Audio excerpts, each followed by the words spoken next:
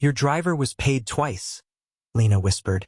The receipt was still warm beneath her thumb, its ink sharp against the silver tray, while the hospital tag stitched inside her apron scratched against her ribs. Outside the rain-streaked glass, 3 black SUVs waited with their engines running. Adrian Vale did not turn toward her.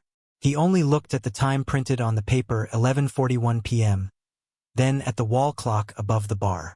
It was 11:38. 3 hours earlier, Lena Brooks had been polishing wine glasses beneath the amber lights of the halcyon room, moving quietly between tables set for men who never looked directly at the people serving them. She knew how to disappear without leaving. Keep the water filled, clear from the right. Never let the tray tremble, even when the manager stood close enough for her to smell the peppermint on his breath. Nolan Pierce stopped beside her as she aligned the final glass. "Private dinner tonight," he said gently. His voice always softened before it cut. "Mr. Vale expects discretion. That means no questions, no opinions, and no little misunderstandings like last time." Lena kept her eyes on the glass. 8 months earlier, she had reported missing tips. Nolan had called it a bookkeeping error. Then he cut her shifts until her younger brother lost the health coverage tied to her hours. The plastic hospital tag from that week still hung inside her apron, hidden beneath the seam where no one could see it. "I understand," she said. Nolan smiled as though she had finally learned something. "Good girl." By 9, the room was full of dark suits, low voices, and untouched food. Adrian Vale sat at the center table with his back to the wall. He wore no tie, only a charcoal suit and the stillness of a man who had never needed to raise his voice twice. His security chief stood behind him. Elias Ward, head of the Vale Transportation Network, sat at his right hand, explaining delays at Pier 14. Lena served them without interrupting. But she noticed things. Elias checked the kitchen doors every time the service elevator moved. Nolan replaced Adrian's billfold himself, though managers never touched private checks. And Marcus Cole, Adrian's longtime driver, stood outside the glass doors wearing black gloves. Marcus hated gloves. Arthritis made his right hand swell, and every Thursday he complained that fabric pressed against the joints. At 11:37, Adrian rose. 6 men rose with him. Lena collected the billfold and found the first merchant receipt folded beneath the leather flap. Then the printer under the service counter woke by itself. A second receipt slid out with a dry mechanical whisper. Same table, same authorization number, same driver's account, different payment source, different time. Lena read it twice because poor women who accused powerful men did not get the luxury of being almost right. Nolan appeared beside her. "Give me that." His smile remained pleasant, but his hand closed around the edge of the tray. "It's a duplicate," he said. Lena had not told him what was printed on it. Her pulse changed. She folded the receipt once and tucked it inside her apron. Nolan's eyes dropped toward the movement. "Lena," he said softly, "do not create another problem your family cannot afford." The hospital tag pressed against her skin. For 1 second she saw her brother under fluorescent lights, pretending not to be scared while a clerk explained that his coverage had ended. Then Lena lifted the tray, stepped around Nolan, and crossed the room. 2 bodyguards moved before she reached Adrian. She stopped beyond their hands. "Your driver was paid twice," she whispered. Adrian did not look at her. "Which payment?" His voice was low enough to make the room quiet itself. Lena took out the receipt. "The one that hasn't happened yet." His eyes moved to the future timestamp. "Not belief. Calculation. Prove the clock." Lena pulled out her old phone and framed the wall clock, the POS screen, and the receipt in one shot. The camera clicked. Every light in the halcyon room went black. Someone grabbed the front of her apron. The silver tray struck the floor, and in the red emergency glow Lena saw the receipt tearing between 2 hands, hers, and one wearing a gold signet ring she had seen 3 hours earlier on Elias Ward. The hand released the torn receipt before Lena could see the face above it. Darkness held the room for less than 5 seconds, but 5 seconds was enough for powerful people to change where they were standing. Emergency lights flickered on along the baseboards, washing the halcyon room in a low red glow. The silver tray lay upside down near Lena's shoes. One wine glass had rolled beneath Adrian Vale's table without breaking. The receipt was still in her fist, torn through the authorization number, and the front of her apron hung open where someone had pulled it hard enough to split 2 stitches. Lena pressed the torn halves together. The hospital tag was still inside. Nolan reached her first. "Everyone stay calm," he said, placing one hand at the center of her back as though guiding a frightened employee away from danger. His fingers found the torn seam. "Lena has had a stressful evening." She stepped out from under his touch. "Someone tried to take it." Nolan's expression did not change. "You dropped your tray in a blackout." "The tray fell after someone grabbed me. That is what fear can feel like." His tone was patient, almost kind. Several servers looked away. One of the bodyguards examined the doors. Another spoke quietly into his cuff. Elias Ward stood near the windows with both hands visible. The gold signet ring was on his right hand, catching the emergency light. Lena looked at it, then at the hand that had torn the receipt. She could not swear they were the same. That uncertainty hurt more than certainty would have. Adrian bent, picked up the unbroken wine glass, and set it upright on the table. He did not ask who touched her. He looked at the room instead. Chairs, doors, hands, the distance between each person and the service counter. Then he looked at Nolan. How long was the power out? A few seconds. How many? Nolan smiled faintly. I didn't count. Lena did. 4.8. Every face turned toward her. She held up her old phone. The camera app had captured a blurred image before the lights died, and the audio timestamp continued through the blackout. Adrian took a photograph of her screen with his own phone but did not touch hers. "Keep it," he said. 2 words. Nolan's eyes tightened. From the kitchen came the ordinary hiss of the dishwasher and the clatter of silverware being sorted, sounds so normal they made the room feel more wrong. Lena wrapped a damp service towel around the torn receipt to keep the ink from smearing. Nolan watched her do it. "You've made your point," he said softly. "Let security handle the rest. I am handling the part they missed." "And what part is that?" Lena looked toward the camera above the register. Its red status light was on. "That camera covers the printer." The security chief checked the monitor behind the bar. The screen showed the room before the blackout, then jumped forward 51 seconds. "Missing footage." Nolan exhaled through his nose. "Power interruption." "The camera has battery backup," Lena said. "We tested it after the storm last month." Nolan's voice grew gentler. "This is what I mean, Lena. You collect small details and force them into frightening shapes." He glanced at the staff schedule clipped beneath the register. Her name had been crossed out from the next 3 nights in red ink. The change was fresh. The marker still shone wet under the emergency light. Lena touched the line with one finger. "You changed my shifts before the lights went out. I adjusted staffing this afternoon." "Then why is the ink wet?" Silence moved through the room more slowly than the blackout had. Adrian stepped closer to the schedule but did not look at the red line first. He looked at the time clock mounted beside it. "Who clocked into Terminal 2 at 11:36? Nolan answered, "No one." Lena saw a second green light blinking beneath the register. A second keycard was still inserted into the employee reader, hidden behind the receipt paper. She pulled it free with the towel around her hand. The name printed across the front was hers. Adrian studied the card, then asked Nolan in a voice barely above a whisper, "Why does your system say Lena Brooks entered this terminal while Lena Brooks was standing at my table?" No one answered Adrian's question.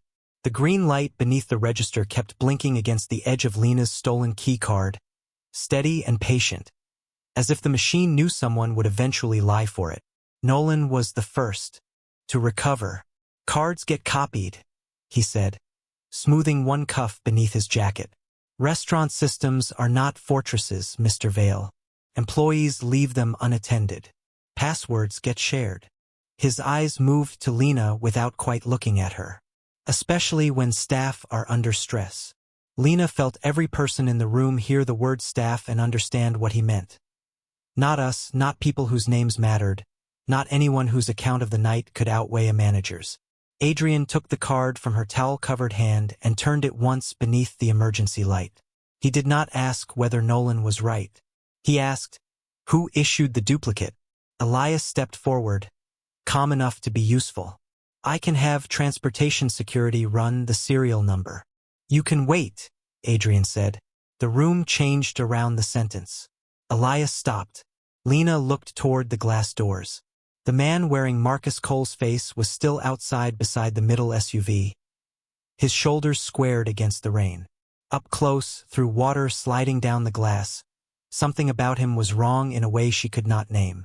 Not his height, not his uniform, not even the black gloves. It was the stillness. Marcus shifted constantly when he stood, favoring the left side because an old crash had damaged his lower back.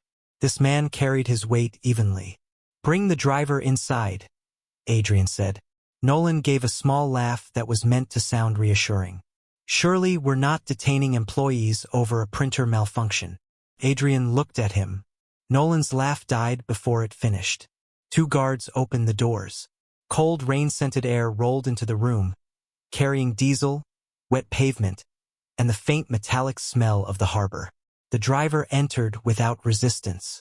Water beaded on the shoulders of his coat. His badge showed Marcus Cole's photograph.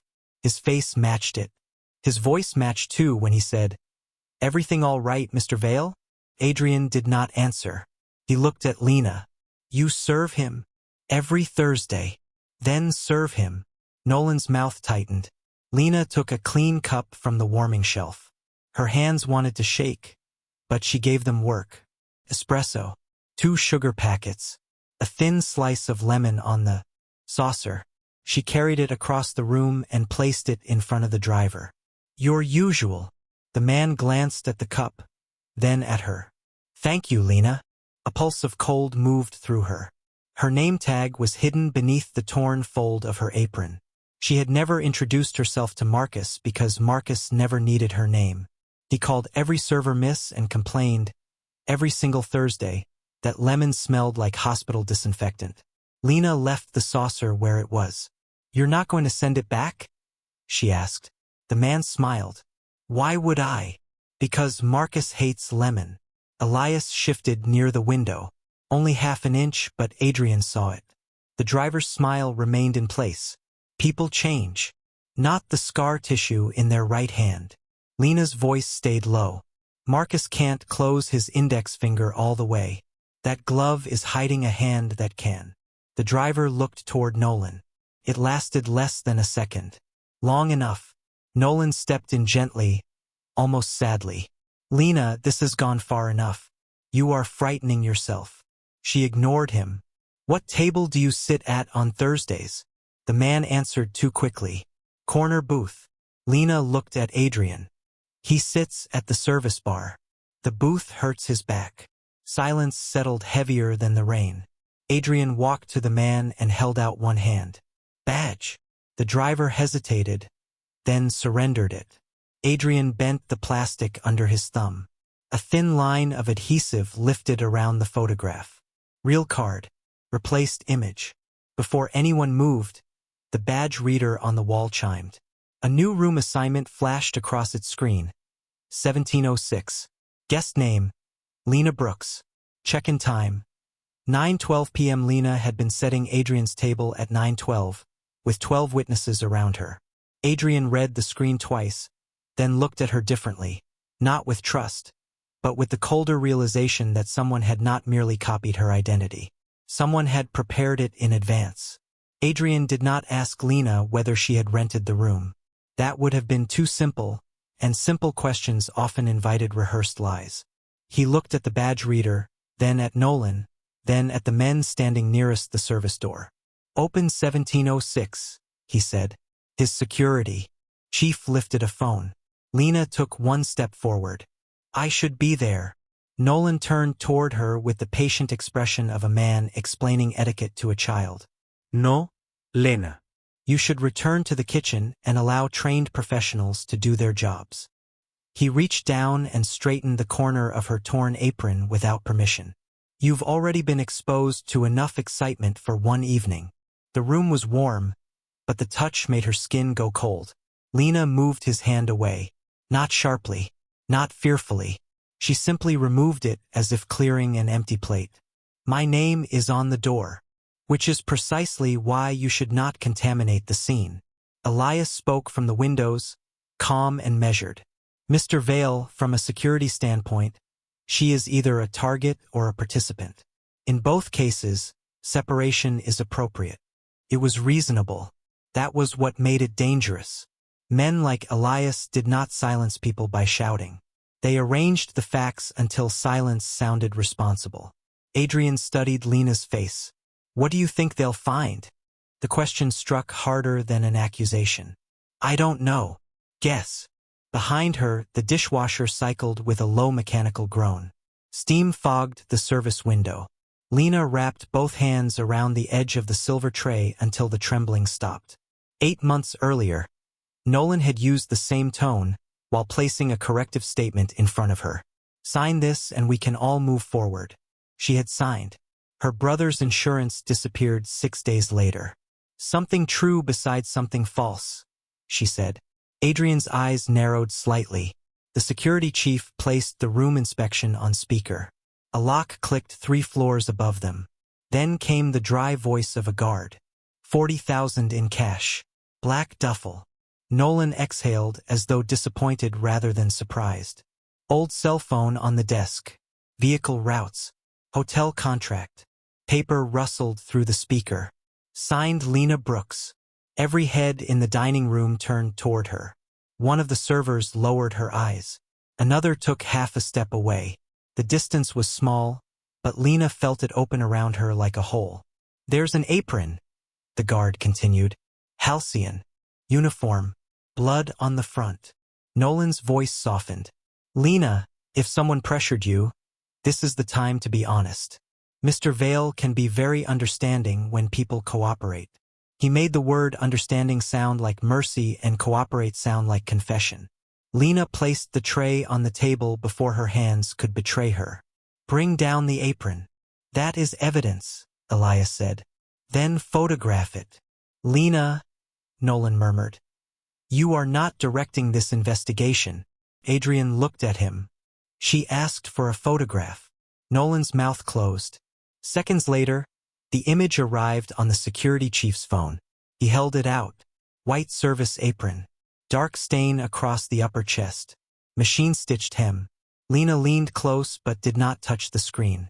It isn't mine. Elias glanced at the torn apron she wore. They are issued in bulk. Mine are hemmed by hand. She lifted the bottom edge. Tiny uneven stitches ran along the fold, sewn in blue thread. The issued ones are too long. Marisol shortens them for me. Nolan smiled faintly. That hardly proves anything. The blood does. Lena pointed at the photograph. That stain sits 5 inches too high. Whoever wore it is taller than me. Silence pressed against the crystal glasses. Adrian took the phone, enlarged the image, then looked at Lena's shoulders, measuring without making the gesture obvious. What else? He asked. It was not trust, but it was no longer dismissal. The guard's voice returned. Phone is powered on. Messages between Lena and an unknown number. Don't open them, Lena said. Nolan gave a quiet, incredulous laugh. Now she's protecting her privacy? No. I'm protecting the timestamp. Adrian's thumb stopped above the screen. Lena pointed to the lock display. The phone says 10:14. The wall clock read 11:14. Elias shifted his weight. Nolan's smile remained, but only around his mouth. Lena looked at the weather widget beneath the time. Chicago, Central Time. Then she looked at the hotel contract lying beside the phone in the photograph. The notary seal belonged to Vale Strategic Counsel, Vivian Vale's firm. Nolan reached for the security chief's phone too quickly. Adrian moved it out of reach. Without looking at him, Nolan had thought the room would make Lena look guilty. Instead, he had just shown them that the evidence against her had been prepared 1,000 miles away. Adrian kept the phone out of Nolan's reach. He did not look at Vivian's seal again. He looked at the room as though every polished surface had become capable of lying. "Pull the 17th floor footage," he said. Elias folded his hands in front of him. The camera network was unstable during the outage. The outage was downstairs. Adrian's voice stayed quiet. "Pull it." The security chief opened the hotel archive. For several seconds, the screen showed an empty hallway washed in soft gold light. Room 1706 sat at the far end, its brass numbers reflecting the carpet lamps. At 9:14 p.m., the image shifted almost imperceptibly. The camera did not go dark. It turned 12 degrees toward the elevator, leaving the room door just outside the frame. "Maintenance calibration," Nolan said. "Those cameras drift." Lena watched the footage again. The hallway remained empty, but a framed harbor painting across from the camera held a narrow reflection of what the lens had been turned away from. A laundry cart rolled past the edge of the glass.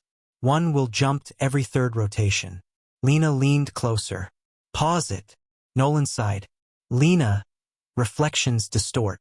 "Pause it." Adrian lifted one finger. The security chief froze the image. In the painting's dark glass, a figure in a maintenance jacket pushed the cart into 1706. The face was hidden. The cart was not. "That wheel," Lena said. "It sticks."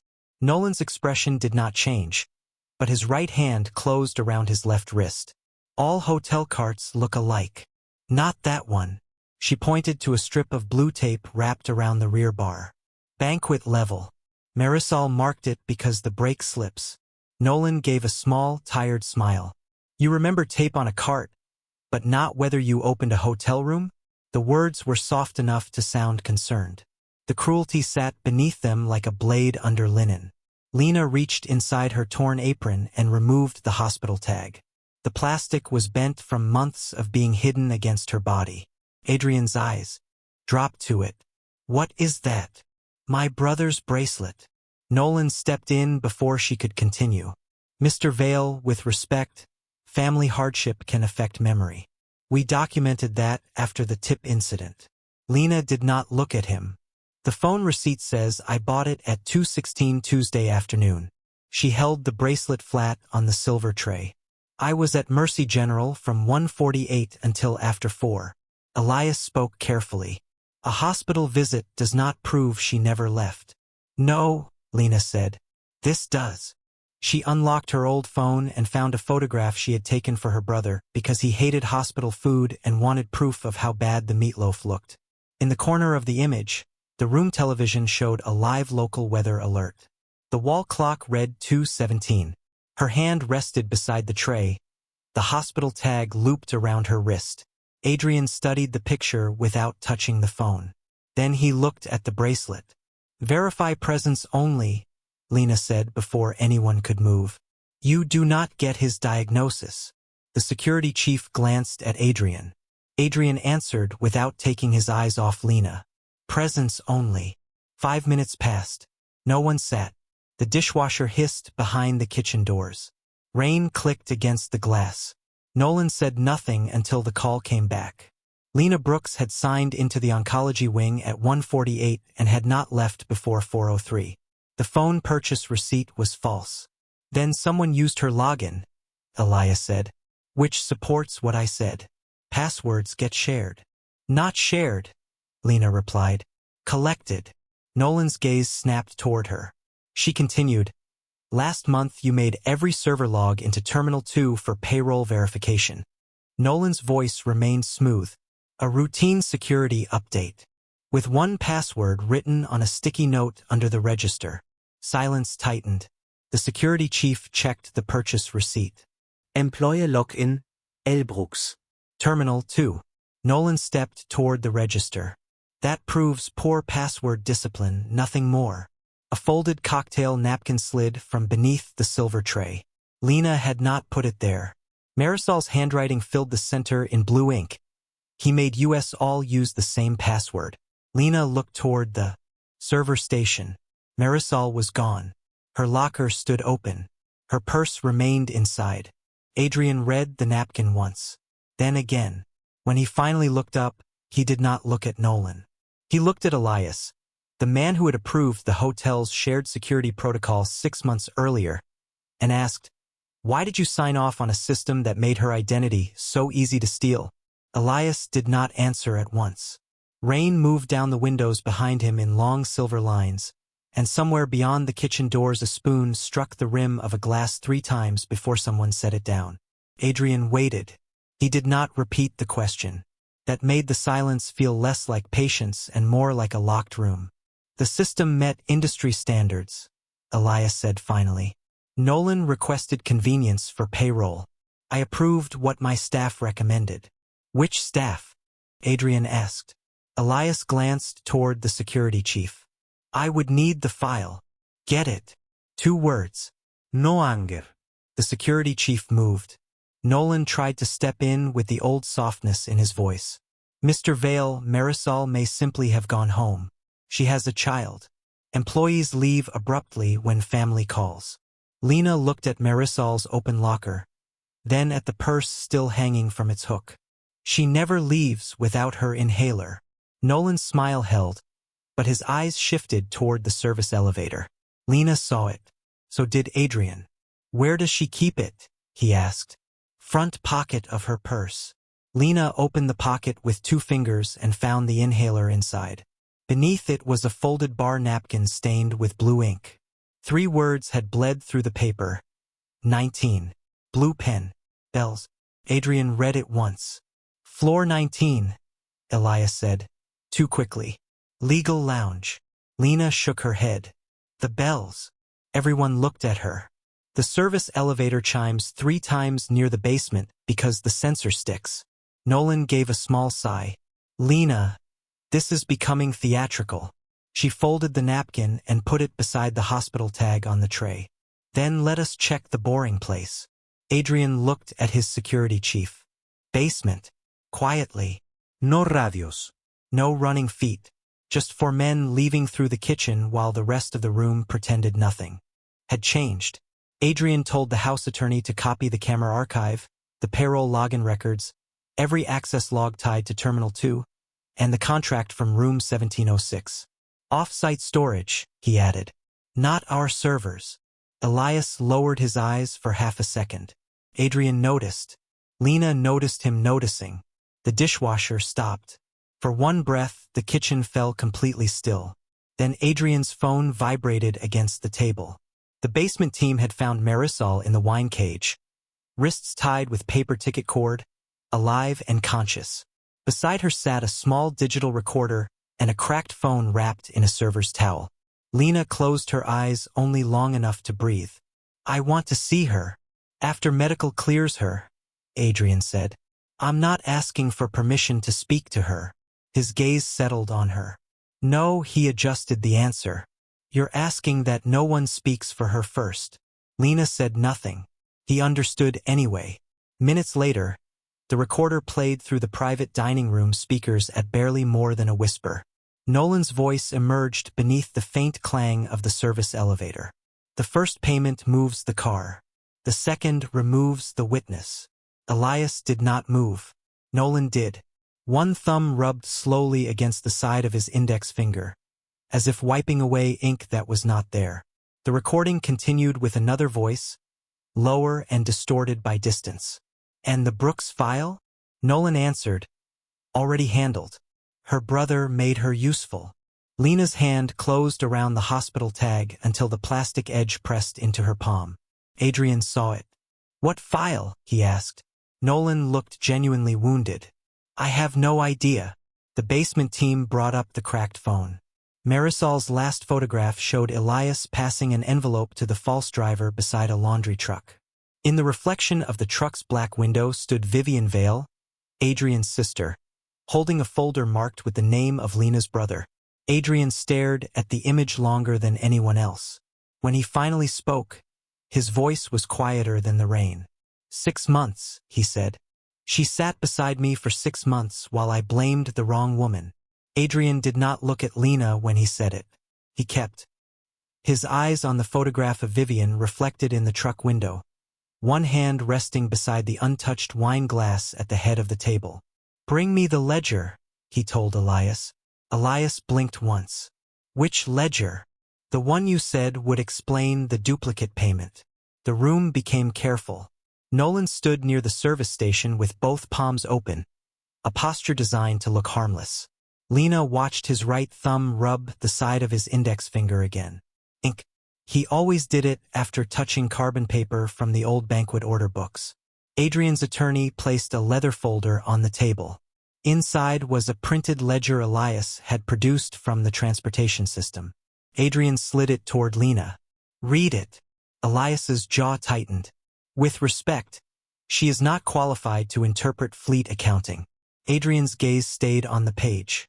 Then she'll fail. Lena understood the test. Not only Elias's, Adrian's too. The ledger looked clean at first. Fuel costs, route adjustments, security surcharges. 3 entries had been marked with pale yellow tabs, obvious enough to invite attention. One showed the wrong vehicle number. Another listed a driver who had been off duty. The third was a marine diesel charge applied to an SUV. Too obvious. Too neat. Lena did not touch the tabs. She looked at the page beneath them. A single line used gallons but calculated tax under port fuel exemption. She turned the ledger sideways and checked the print alignment. The numbers in that row sat a fraction lower than the others. Added later. This isn't the ledger, she said. Elias laughed softly. Excuse me? Lena looked at Adrian. It's a test. No one moved. A camera light above the service bar blinked once. Adrian's expression did not change. Explain. The mistakes are arranged for me to find. Someone wanted to see whether I would pretend expertise. Elias folded his arms. Or perhaps you simply do not understand the document. Lena tapped the tax code. Marine diesel exemption on a passenger SUV. That is not a real error. It is bait. Adrian looked at his attorney. The attorney gave the smallest nod. Elias's phone vibrated against the table. He glanced down but did not reach for it. Adrian turned the device face down with 2 fingers. Who sent this version? He asked. Elias said, My office. Name. Pause.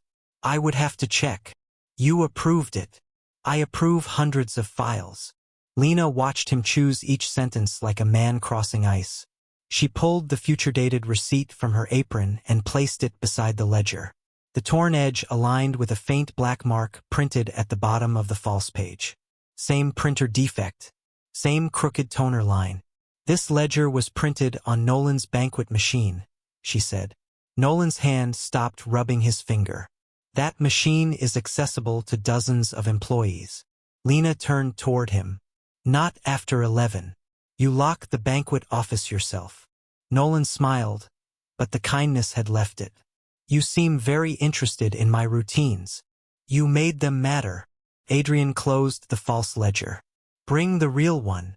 Elias did not move. Mr. Vale, perhaps we should wait for Vivian. Legal should be present before confidential financial records are opened. Legal is present. Adrian glanced at his attorney. My sister is not the law. The attorney connected an encrypted drive to the table monitor. A loading bar appeared. 32%. 49. 63. No one spoke. The room's wealth turned against them. Locked elevators. Magnetized doors. Cameras watching every exit. Crystal glasses waiting untouched. At 81%, Nolan reached for the service door. Adrian did not raise his voice. Stay. Nolan's hand remained on the brass handle. The file opened. The real ledger showed the second payment moving through the Vale Family Trust under Adrian's own biometric authorization. Elias exhaled as if relieved. There. His approval. Lena leaned closer. The authorization time was 2:18 p.m. on the same Tuesday she had been at Mercy General. She remembered the hospital vendor logo printed on her brother's bracelet. The same vendor code appeared beside Adrian's biometric token renewal. Your signature was stolen through a hospital system, she said. Adrian's eyes moved to the tag in her hand. His attorney began checking the vendor records. A new notification flashed on the screen.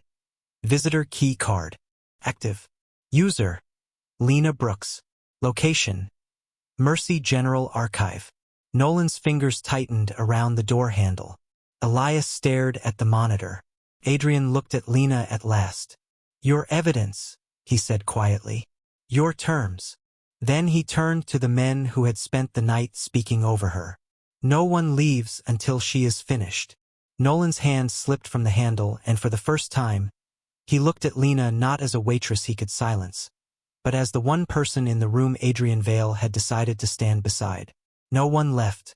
Adrian had not raised his voice, but the locked doors, the silent elevators, and the red camera lights above the bar had turned the halcyon room into something colder than a courtroom.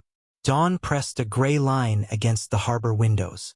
The same silver tray Lena had dropped hours earlier now held the torn receipt, her brother's hospital tag, Marisol's cracked phone, and the false key card bearing Lena's name. Nolan stood beside the register where he had once made her sign a statement admitting she was confused. Elias remained near the windows. Vivian arrived at 6:12 in a white suit, carrying 2 attorneys and the calm expression of a woman who believed family names could survive any evidence. She crossed the room and kissed Adrian's cheek. "You look exhausted," she said softly. "Let me fix this before frightened employees turn a billing error into a public disaster." Her eyes settled on Lena's torn apron. "Ms. Brooks, no one blames you for being overwhelmed." Lena said nothing. Vivian placed a contract on the counter. "Sign that you misunderstood the transaction, and the Vale Trust will cover your brother's treatment. Your position will be protected." Nolan set a black pen beside it. 8 months earlier, he had placed the same kind of pen in her hand. Lena remembered the hospital billing clerk lowering her voice when she said the insurance had ended. She remembered her brother pretending the 4 did not hurt. She picked up the pen. Nolan's shoulders loosened. Vivian smiled. Lena turned the contract over and wrote across the blank back in slow block letters, "I refuse to certify a lie." Then she signed her full name. The sound of the pen touching the counter was almost nothing. The silence afterward was not. Adrian looked at the sentence for a long time. "Show them," he said. Lena placed the future-dated receipt beneath the register scanner. The print archive opened on the wall monitor. First came Nolan's login, then Elias's remote authorization, then the duplicated payment routed through the Vale Family Trust. The timestamps matched the old phone, the false room contract, and the missing 51 seconds of camera footage. Marisol's cracked phone played the reflection image of Elias handing an envelope to the false driver. The recorder followed. Nolan's voice filled the room. "The first payment moves the car. The second removes the witness." Vivian's face did not change. "Audio can be manipulated." Lena connected the hospital vendor report. Adrian's biometric token had been copied during a procedure 6 months earlier. The visitor key card used in the archive carried Lena's stolen employee identity, but the access camera showed Nolan entering with Vivian's legal aid. Then Lena opened the final document, the original Pier 14 emergency transfer contract. Vivian had signed the cover page at 10:43 p.m., 55 minutes before the supposed crisis began. The account number in its indemnity clause matched the account that paid the false driver. No one spoke. Adrian read his sister's signature once. Then again. The color left his face so slowly it was worse than shock.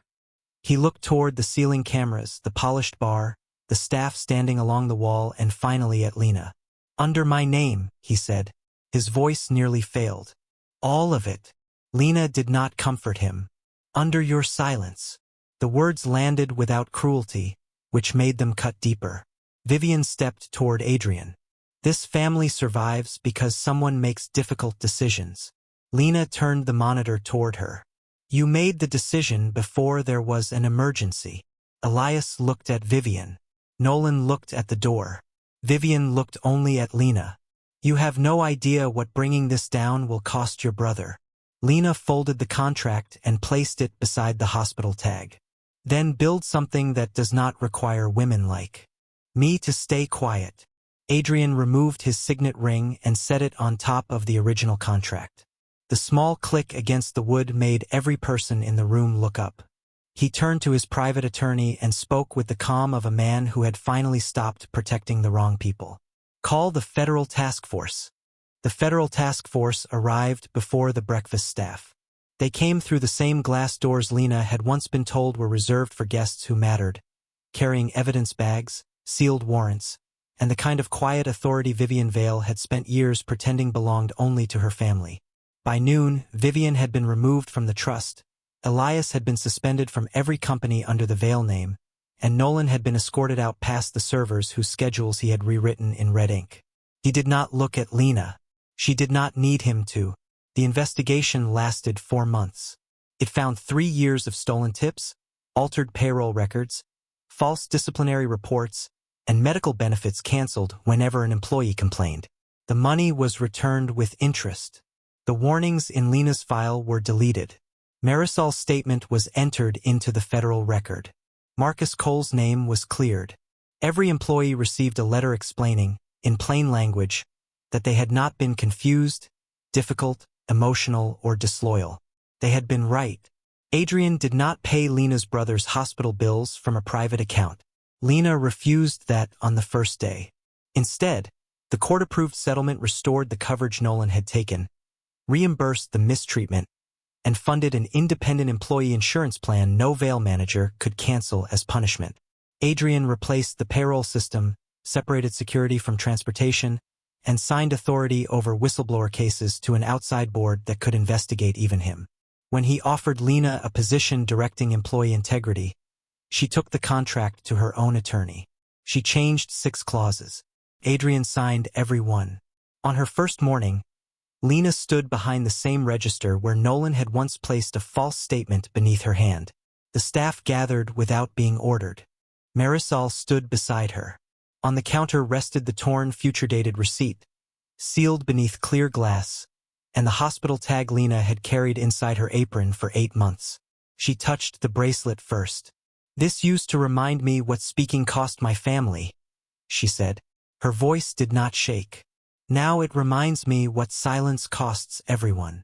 She did not hang the receipt in Adrian's office. She made it the first page of the new reporting policy, beneath one sentence printed in bold. "No employee will lose wages, hours, insurance, or safety for preserving evidence." Adrian watched from the back of the room. He had learned not to stand beside her microphone unless invited. After the meeting, he approached with 2 cups of coffee. One black, one with cream, both hot. "Do you want security outside your apartment?" he asked. Lena shook her head. "I want choices." He nodded. "Then choose." She chose a civilian driver for her brother's hospital visits, an emergency number controlled by the independent board, and no armed men following her home. Protection without ownership. Help without debt. Adrian set her coffee beside the receipt. "I thought suspicion kept people alive," he said. Lena looked through the glass at the torn paper. "Sometimes it only teaches honest people they will be accused first." He absorbed that without defending himself. Outside, morning light spread across the harbor, turning the black water silver. A young server approached holding a tip log against her chest. Her name tag had been printed correctly, first and last name, no scratched letters. "Ms. Brooks," she said, "one of these totals doesn't match. It might be nothing." Lena took the page. Adrian remained silent. No one laughed. No manager reached for the evidence. Lena pulled out a chair, switched on the desk lamp, and placed the log between them. "Then we check," she said. And for the first time in that building, the smallest voice in the room was not the easiest one to erase.